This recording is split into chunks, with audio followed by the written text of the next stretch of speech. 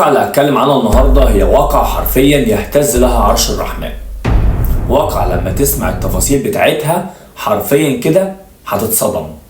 لما تسمع تفاصيلها جسمك هيقشعر وهتحس ان احنا فعلا بقينا في غابة، لان ولا في رحمة ولا انسانية. انا واحد من الناس لما باجي اتكلم على واقعة زي ديت بصراحة ببقى زعلان، لان فعلا الايام دي كترت قوي. هو ايه الحكاية؟ ما يلا بينا عشان احكي لك التفاصيل الكاملة من غير تشويق في اصل الجريمة.